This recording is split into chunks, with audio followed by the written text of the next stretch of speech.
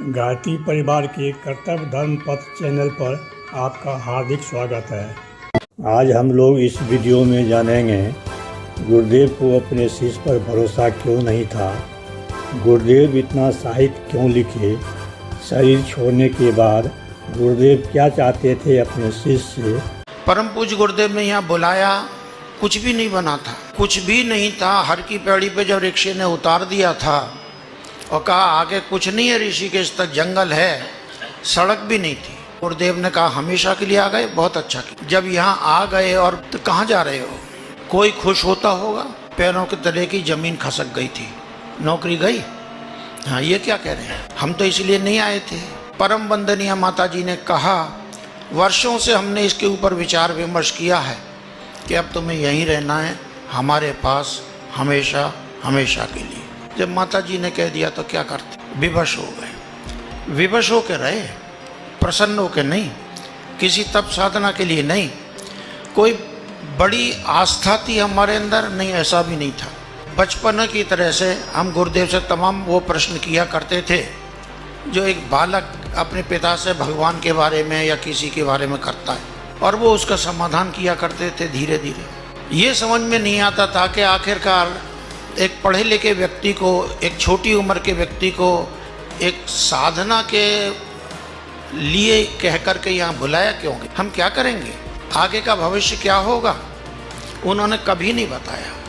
और अंतिम दम तक हम सोचते रहे, वो नहीं बताते रहे कि तुम्हें भविष्य में करना क्या है। कोई हमारे लिए कार्य निर्धारित नहीं हुआ, हम में से किसी के लिए नहीं निर्धारित। यही कह जाते कि ये विभाग तुम्हें संभालना है, ऐसा ऐसा करना है, ऐसा कोई भी नहीं कह सकता।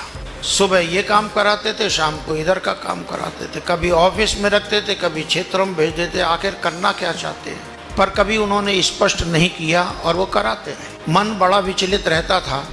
हमारे साथ एक सहयोगी थे ठाकुर वीरेंद्र सिंह जी, उनके साथ बैठ कर के हम लोग चर्चा करते थे कि ये बाबा कहता क्या है, बोला मूर्ख बनाता है। वो यही कहते थे कि ये मूर्ख बनाता है, कहीं कुछ नहीं। तो क्या गुरुजी ने जो ये कहा है कि मैंने जितना भी किया है, रात 12 बजे मैं उठता हूँ और अपनी साधना करता हूँ, अपना लेखन करता हूँ, तो ये झूठ है? बोला बिल्कुल झूठ है, कोई नहीं उठता। कौन देखता है रात को 12 बजे उठते हैं कि नहीं। ये भी सही है। नए नए आए थे, मन में भी शंका हुई कि हो सकता है ऐसा होता, पर जांचना चाहिए। सामने के गेट पे हमने अपनी रात की ड्यूटी लगाई, दोनों ने तसला जलाया, वहाँ बैठे रहे। रात के 12 बजे बिजली जल गई। भाई बिजली तो जल गई, गुरुजी उठ गए हैं। बोले उठे नहीं होंगे, पेशाब करने के लिए उठे, अभी बंद हो जाएगी। देखते रहे, वो बंद नहीं हुई। एक दिन, 2 दिन, 1 सप्ताह, 2 सप्ताह, यही क्रम चलता रहा, लेकिन वो बंद नहीं हुई। भाई गुरुजी कहते हैं तो सही कहते हैं। गुरुदेव पे थोड़ा थोड़ा तो विश्वास करें। इन्होंने इतनी साधना की है, इतने अनुष्ठान किए हैं, इतना ये किया है, अब कौन सबूत देगा इसका। एक बड़ी समस्या है। अगर आप दुनिया से कहें कि मेरे गुरु ने इतना तप किया, इतना जप किया, अरे ऐसा तो सभी बोलते हैं, कहीं देखा है आपने?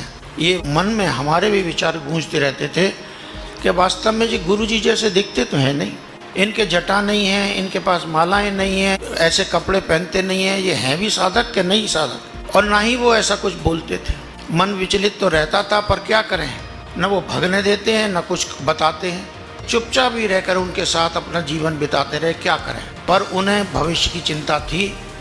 उनके जाने के बाद उनके बारे में बताएगा कौन? कौन कहेगा कि मेरे गुरुजी कैसे थे, उन्होंने क्या क्या किया? तुम प्रत्यक्ष प्रमाण बनोगे।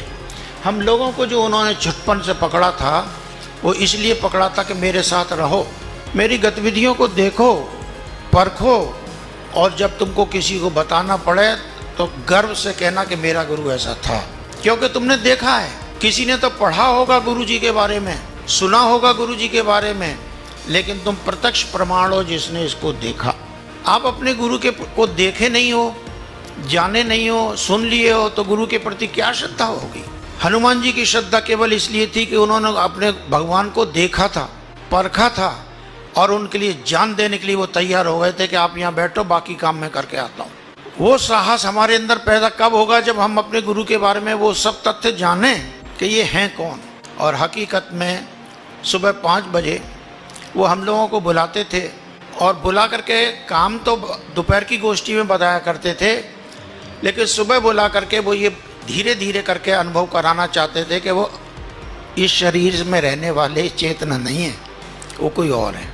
कभी भी वो कह देते थे आज हमारे दादा गुरु ने हमको संदेश दिया कि प्रज्ञा पुराण लिखेंगे, तो हम लोग हंस देते थे। अखंड ज्योति लिखने वाला प्रज्ञा पुराण लिखेगा? पुराणों की भाषा अलग है और अखंड ज्योति की भाषा अलग है, ये क्या लिखेंगे? तो पूछा भी उनसे कि साहब पुराणों की भाषा तो अलग है, एकदा नैमिषारण्य ऋषय सोनिका दया।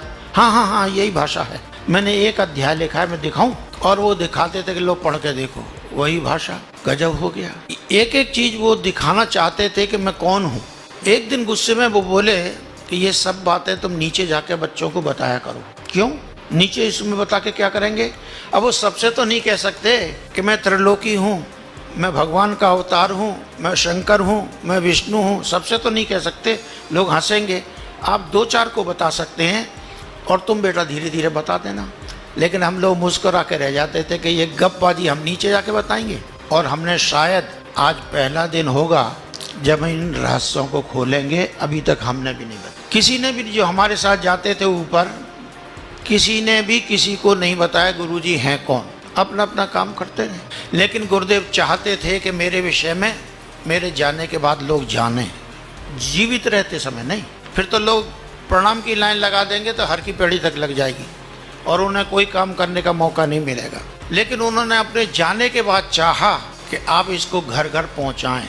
श्याम बिहारी जी और नमो नारायण जी, आप सब क्षेत्रों में जाके भगवान के अवतार के उद्देश्य को बताते हैं और यही बताते हैं, राखें निज सुत सेत, अपनी बात को रखते हुए जग विस्तार है विशद जस। पूरे संसार में इसको फैलाते हैं। वो फैलाने वाले अब आप और हम हैं। गुरु जी तो चले गए करके, उन्होंने क्या किया है, कैसे किया है, अब इसको कौन जानेगा। वो लिख गए।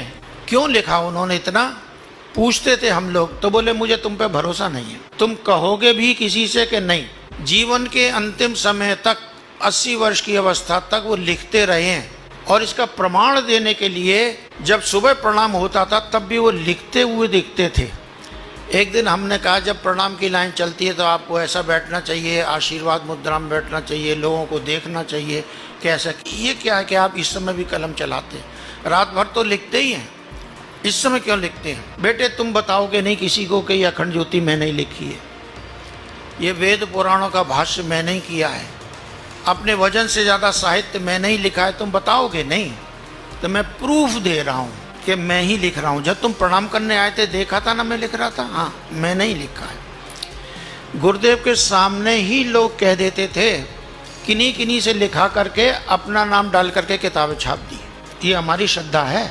इसलिए उन्होंने प्रूफ देने के लिए बोला मैं तो कसौटी पे कसा जाना चाहिए। जैसा पंडित श्याम बिहारी दुबे ने कहा कि गुरुदेव का आह्वान सुना और हम दौड़े चले आए, ऐसा तो है नहीं। शायद आप में से भी किसी के साथ ऐसा नहीं हुआ हो। गुरुदेव ने तो रस्सियों से जकड़ करके लोगों को, विवश करके लोगों को अपने पास तक बुलाया, क्योंकि हम उस भौतिकता से निकलने वाले थे नहीं और आज भी उसमें जकड़े हुए हैं। चलिए, वीडियो के अंत तक बने रहने के लिए धन्यवाद। आज बस इतना ही। ओम शांति, ओम शांति, ओम शांति।